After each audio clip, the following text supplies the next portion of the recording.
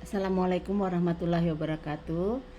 Saya Dr. Evi Safila, spesialis THTKL dari Fakultas Kedokteran Universitas Unjani akan mempresentasikan kemajuan penelitian saya tentang karakteristik pasien dan hasil penilaian brainstem evok respon audiometri di Rumah Sakit Dustira Cimahi tahun 2022 sampai 2024.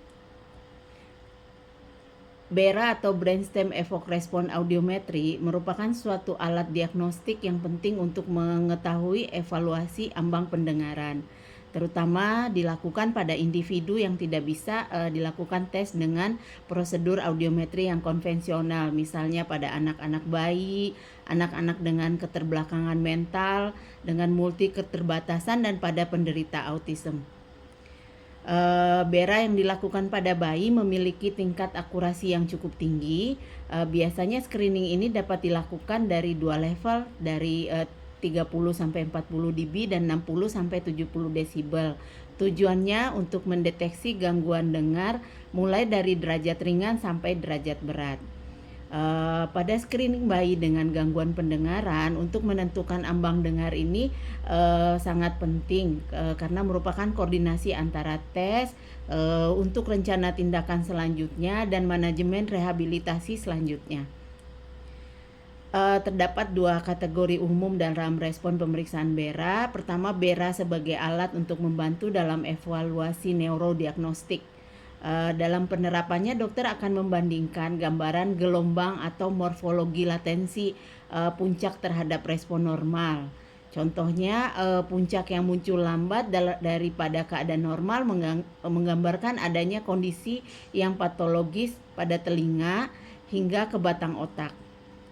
Kedua, pada beberapa kondisi BERA dapat memberikan informasi mengenai sensitivitas mekanisme perifer pada kasus khusus seperti bayi dengan gangguan pendengaran berat. BERA dapat memberikan hasil yang cepat dan akurat dan memberikan kenyamanan yang bagi pasien karena pemeriksaannya tidak invasif dan tidak membuat sakit. Berdasarkan latar belakang yang diuraikan di atas, dapat dibuat identifikasi masalah sebagai berikut: bagaimana karakteristik usia, jenis kelamin dan pada pasien yang menjalani pemeriksaan BERA di RS Dustira. Kemudian bagaimana gambaran faktor resiko pasien yang menjalani pemeriksaan BERA di RS Dustira, dan bagaimana gambar hasil pemeriksaan BERA pada pasien yang dilakukan pemeriksaan di RS Dustira. Tujuannya untuk mengetahui karakteristik pada pasien yang dilakukan pemeriksaan BERA di RS Dustira. Tujuan khususnya untuk mengetahui karakteristik usia, jenis kelamin, gambaran faktor risiko pada pasien yang memerlukan pemeriksaan BERA, kemudian gambaran hasil pemeriksaan BERA di RS Dustira. Nah, begini gambaran cara pemeriksaan BERA yang kami lakukan di RS Dustira. Pemeriksaannya tidak invasif dan tidak membuat sakit pada pasien yang dilakukan pemeriksaan. Pada saat dilakukan pemeriksaan, anak atau bayi harus dalam kondisi tidur pulas. Biasanya dibantu dengan obat untuk membuat pasien bisa tertidur, misalnya dengan stesolid. Kemudian dilakukan pemasangan sensor pada beberapa bagian seperti pada kening, kemudian pada telinga dan pada belakang telinga. Kemudian dilakukan pemberian bunyi sensor. Apabila fungsi pendengarannya normal, diberi rangsangan bunyi akan muncul gambaran gelombang pada komputer. Akan dicatat pada beberapa desibel. Nah, biasanya gambaran hasilnya seperti ini. Ada beberapa gelombang yang muncul pada pemeriksaan BERA ini. Akan muncul gelombang 1, gelombang 3. Yang paling sering untuk menjadi patokan untuk penilaian fungsi BERA itu adalah pada gelombang 5. Kemudian bisa dilihat apakah muncul pada 20 desibel, 40 desibel, 50 desibel. Nah, normalnya harusnya gambaran BERA ini muncul pada 20 desibel. Jadi kalau misalnya pada 20 desibel muncul, berharap itu gangguan tidak ada gangguan dengar. Tapi pada gangguan dengar yang berat sampai 60-70 desibel juga gelombang 5-nya tidak muncul. Nah, hasil pemeriksaan BERA ini tidak butuh waktu lama karena pada saat diperiksa hasilnya akan langsung keluar, tidak invasif, hasilnya lebih objektif dan biasanya valid. Jadi tidak perlu pemeriksaan lanjutan lainnya.